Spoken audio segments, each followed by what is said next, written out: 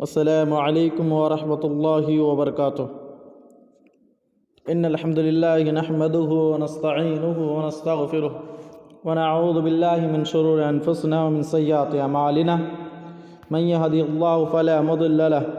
ومن يضلل فلا هادي له واشهد ان لا الہ الا اللہ وحدہ لا شریک لہ واشهد ان محمدا عبدہ ورسولہ، اما بعد۔ عزیز طلبہ، آج کا درس سور سے متعلق ہے۔ سو جھوٹے کو کہتے ہیں،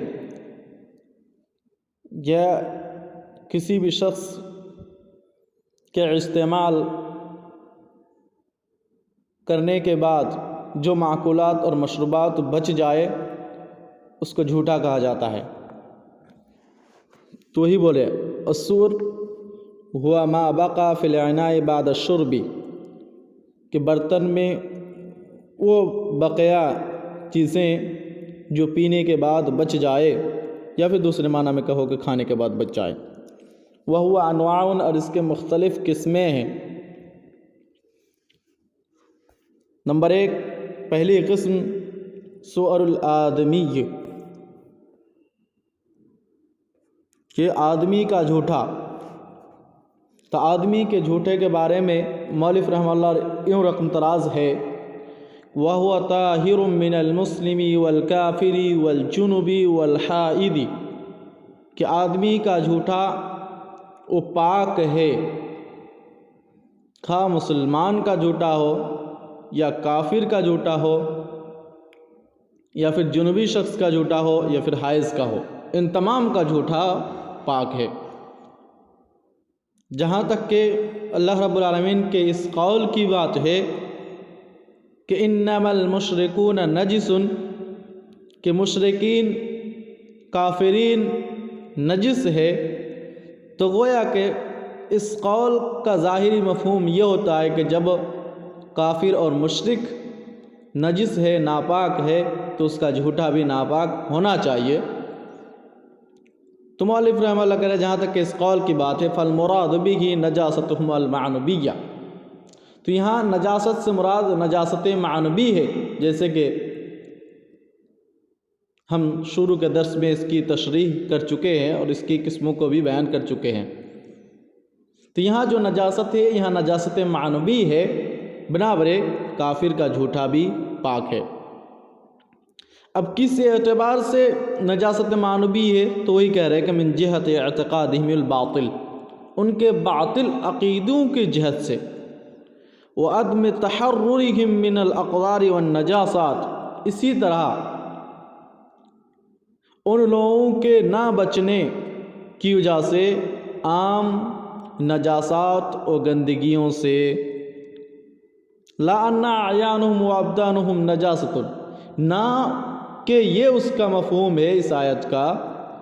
کہ ان کے ذات جو ہے یا ان کی جو جسمیں ہیں وہ نجس ہے۔ وقد كانوا يخالطون المسلمین، اور یہ بھی ہے کہ یہ لوگ یعنی کافرین مشرکین مسلمانوں سے خلط ملط رہتے ہیں، مل جل کے رہتے ہیں۔ وَتُرَدُّ رُسُولَهُمْ وَوُفُودَهُمْ عَلَى النَّبِيِّ صلی اللہ علیہ وسلم، یا پھر وَتَرِدُ بھی کہہ سکتے آپ، وَتَرِدُ رُسُلُهُمْ وَوُفُودُهُمْ عَلَى النَّبِيِّ صلی اللہ علیہ وسلم وَيَدْخُلُونَ مَسْجِدَهُ، کہ اور اسی طرح ان کے قاصدین اور ان کی وفدے اللہ کے نبی صلی اللہ علیہ وسلم کے پاس بھی آتے تھے اور مسجد میں بھی داخل ہوتے تھے۔ وَلَمْ يَأْمُرْ بِغُسْلِ شَيْءٍ مِّمَّا صَابَتْهُ أَبْدَانُهُ، اور اللہ کے نبی صلی اللہ علیہ وسلم نے کبھی بھی کسی شخص کو اس جگہ کو دھونے کے لیے نہیں کہا ہے جہاں ان کے جسمیں ملے ہو، جہاں ان کے بدن ٹچ ہوئے ہو۔ وعن عائشہ صدیقہ رضی اللہ تعالیٰ عنہ، اسی طرح عائشہ صدیقہ رضی اللہ تعالیٰ عنہ سے بھی روایت ہے، قالت، وہ کہتی ہے، کنت اشرب وانا حائض، میں حالت حیض میں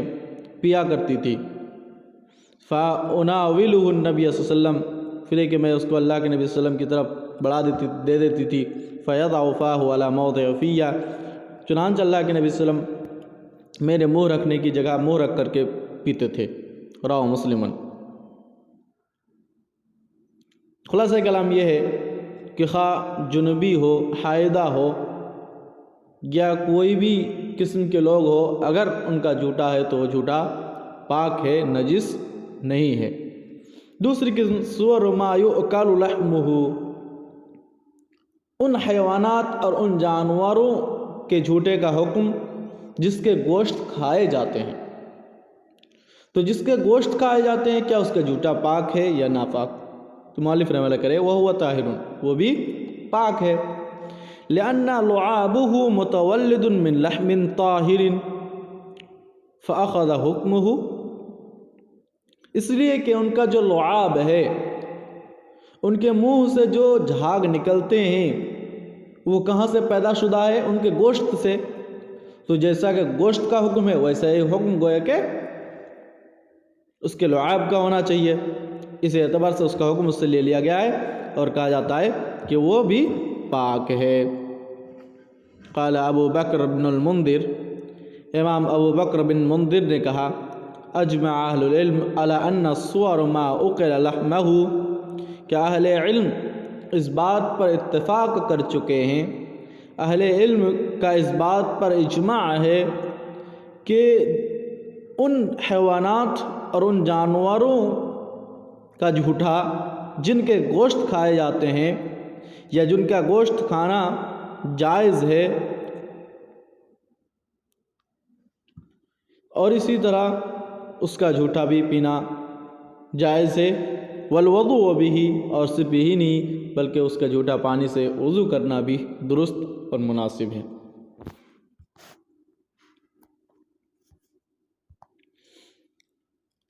اب تیسری قسم بیان کی جا رہی ہے کہ سؤر البغل والحمار والسباع وجوارح الطیر، بغل، کھچر، حمار گدھا، سباع درندے، وجوارح الطیر اسی طرح پنجے والے پرندے، ان کے جھوٹے پاک ہے یا ناپاک ہے، اس کے بارے میں کہہ رہے ہیں۔ وَهُوَ طاہر، بولے کہ وہ بھی پاک ہے،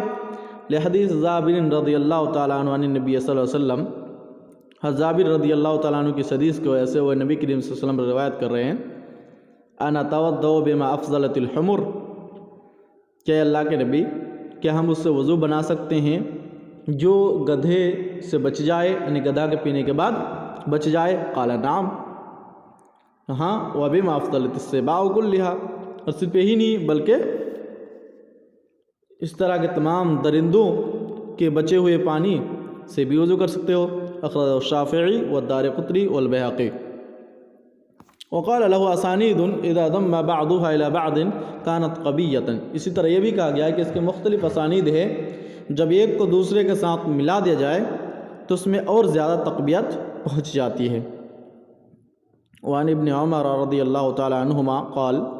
اسی طرح ابن عمر رضی اللہ تعالی عنہما سے روایت ہے کہ وہ کہہ رہے ہیں کہ خرج رسول اللہ صلی اللہ علیہ وسلم فی بعض اسفارہ لیلا، کہ اللہ کے نبی صلی اللہ علیہ وسلم اپنے کسی سفر میں رات کے وقت نکلے، فمروا علی رجل جالس عند مقراط، تو اللہ کے نبی صلی اللہ علیہ وسلم گزرے ایک ایسے شخص کے پاس سے ہو کر جو اپنے حوض کے پاس بیٹھے ہوئے تھے، فقال عمر، حضرت عمر رضی اللہ تعالیٰ عنہ نے کہا، اولغت السباع علیک اللیلہ فی مقراطک، اولغت السباع علیک اللیلہ فی مقراطک، کہ کیا درندے آج رات تمہارے حوض میں پانی پیے ہیں، پہنچے تھے، پانی پینے کے لیے اترے تھے؟ فقال له النبی صلی اللہ علیہ وسلم، تو اللہ کے نبی صلی اللہ علیہ وسلم نے عمر رضی اللہ تعالیٰ عنہ کے اس سوال کہ کیا درندے تمہارے حوض میں آج رات آئے تھے کے جواب میں اللہ کے نبی صلی اللہ علیہ وسلم نے خود کہا، یا صاحب المقراط، اے حوض والے، لا تخبرہ، عمر کو اس کی خبر مت دو، ھذا متکلف، یہ تکلف ہے، لہا اس کے لیے، ما حملت فی بطونہا ولنا ما بقیا شراب و طہور، اس لیے کہ یہ تکلف ہے اور ان درندوں کے لیے وہی ہے جو ان کے پیٹ میں جا چکے ہیں پانی میں سے، اور ہمارے لیے وہ ہے جو پانی بچ گیا ہے، اور وہ پینے والا پانی ہے اور پاک ہے۔ رواه دارقطنی۔ اس کو امام دارقطنی رحمہ اللہ نے روایت کی ہے۔ اسی دوان یحییٰ بن سعید سے روایت ہے کہ ان عمر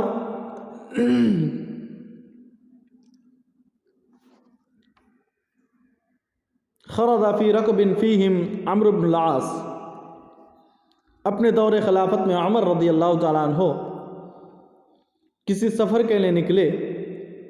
اور ان کے ساتھ عمرو بن عاص رضی اللہ تعالیٰ عنہ بھی تھے، حتی وردوا حوضا، یہاں تک کہ وہ لوگ ایک حوض، ایک تالاب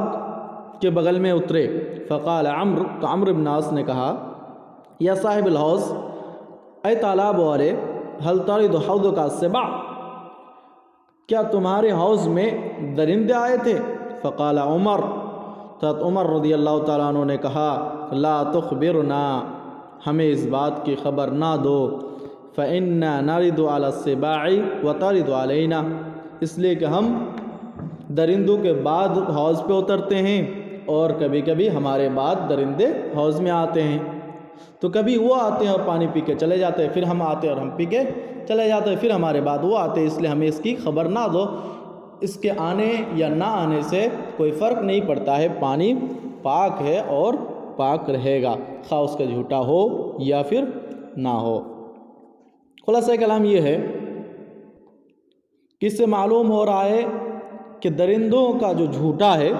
وہ پاک ہے، اور صرف پاک ہی نہیں بلکہ پاک کرنے والا بھی اگر پانی ہے تو یعنی اس سے وضو بھی بنا سکتے ہیں، جیسے کہ گزشتہ اثر اور اسی طرح گزشتہ حدیث سے واضح ہے۔